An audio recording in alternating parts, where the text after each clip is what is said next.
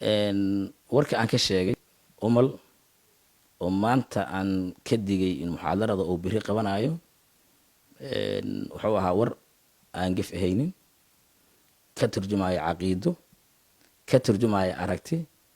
ku dhisan cilmi waxaan haynaa cadaymo cad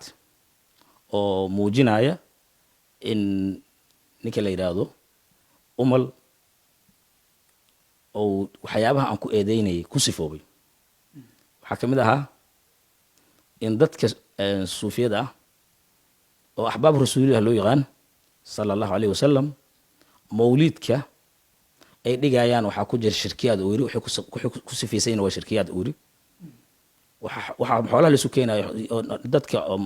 ay ku soo hidiisteen waa xaraam uu yiri in shay xalaal la xarimo in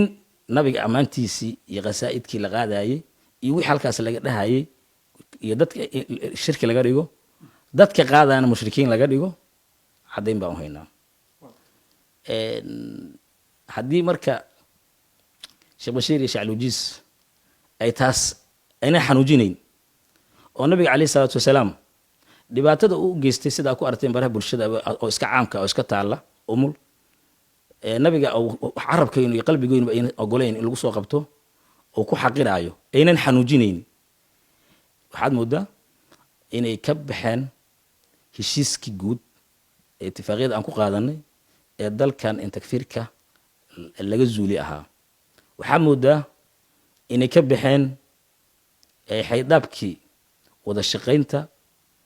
in dalkan dadkiisa caqiidadiisa loo ilaaliyo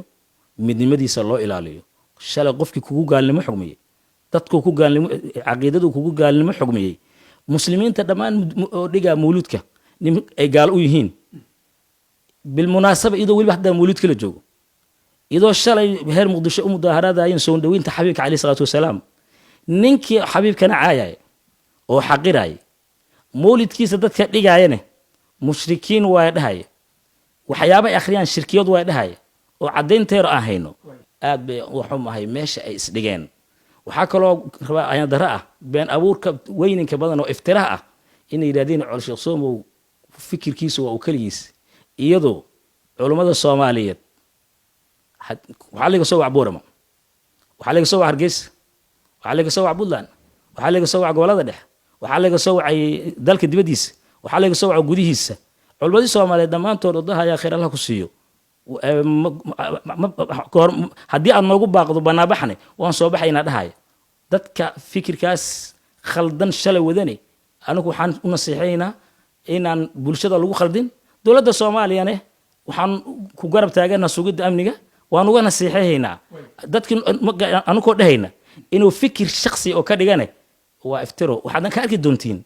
baraha bulshada maanta waa ogtiin dad 20,000 gaaraya wax iskugu yimideen ziyaarada sheekh Weys al-Qaadiri degmada Xamarweyne iskugu yimideen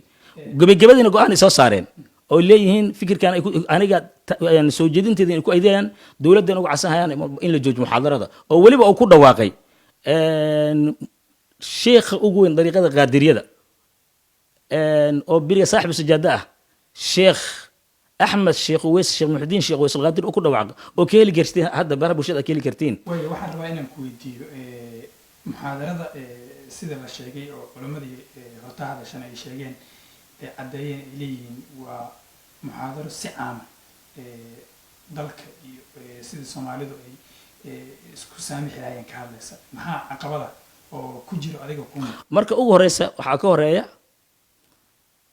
عد نفسك قبل أن تعد الناس. dadka intaadna waa inoo tacdu suwaani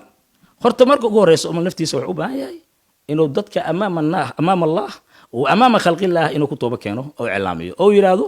dadkii dhintana cafis arbaa wax jooga xuquuq bay leeyihiin dadka noole dad ayaa damaanad qaadaya Sheekh Bashiir iyo Shaclujiis ma waxay damaanad qaadayaan ninka xabiibka Cali salaatu wasalaam caayay fursad haduu u helo konton ama 100 qof la isugu keeno oo axbaab rasuulillaah ah ee hortoor ku caayo ee lacnad ku soo degto ee beledka uu ku gubto mas'uuliyadda ma qaadayaan miyay xakamay karaan marka ugu horeyso may una saxayaan may raadin toobakeen may raadin ilaahay u laabo may raadin xawahay khaladaadkaaga dib u sax may raadaan yay la wadaageen ma culammaday la wadaageen ay yidhaheen ninkaana yimiday arrintaan baa jirta waxayna la wadaageen ma jiraan waa u kaligood waa ayaan daro waxaan aaminsanahay aniga wax kama hadlayn waxay wax ka hadleeyeen dadka ay ka been abuureen oo mujtamaca ay leeyihiin qaybihiisa kala duwana la soo xiriiray oo shacabuljiisi leeyahay oo magacaabayo ugaas maxamuud cali ugaasoo kale oo magacaabayo leeyahay la soo xiriiray oo leeyahay asaa laga rabaa ugaasku inuu jawaab ka bixiyo asaa caddayntiisa laga sugaa asagaa laga rabaa mana aaminsani in fikirka umal qof wax yar oo iimaana ay ku jirto iyo taageeriisu adiga iyo sheekh alawjiis iyo sheekh bashiir waxaan ogeyn inaad majmac culamada ku wada jirteen maxaa idinka khilaaf oo idin soo dhexgalay markii arrinta sheekh umar laga soo tagay horta majmaca culamadu waa urur gooni ah waxaa hogaamiye u ah sheekh usuf cali caynte shirka jaraa'idna cawada waa diiday inuu ka qayb galo ayka waa hay-adda culamada waa niman salafiye la yidhaha waa niman wahaabiye ah fikirkooda mashrafkooda xaggoo gala batirsadoro sheekh bashiir hogaamiye fikirka qawaanigane waxaa hogaamiye anaka aan ka warqabno dhowr sheekha hogaamisa laakiin majmac waxaa hogaamiye sheekh usuf cali caynte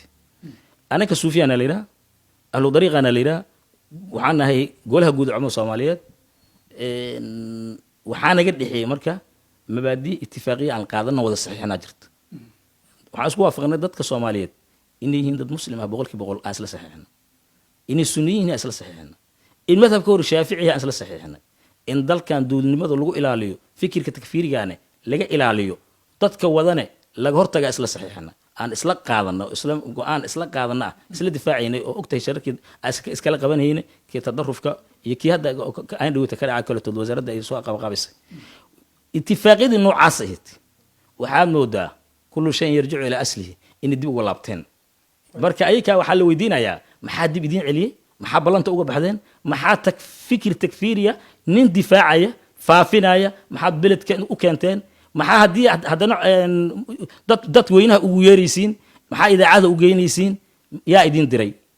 yaa kala tashateen yaa mas-uul ka tihiin aniga waxaan caddaynayaa oo cod dheer iyo cod gaaban ku caddaynayaa fikirka aan umul ka qabo inuu yahay mid ku salaysan fikir caqiida ah weli adigu ma kulanteen maya weligay ma la kulmin waxaan kaliya ka arkay dhaqdhaqaaqiisa iyo waxqabadkiisa nuuc horba ha noqdee waxaan kala socday social media aan kala socday marka waxaa waaye waa kugu filan tahay umal inaad ogaatid inaad magaciisa qortaa kugu filan horaa ka helaysaa wax ogaa waayahay marka muxaadarada beri way dhacaysaa sida hadda la yiri lana iclaamiyey maxaad soo jeedinaysaa bulshada nabiga jecel calayhi salaatu wasalaam dadka wada jirka jecel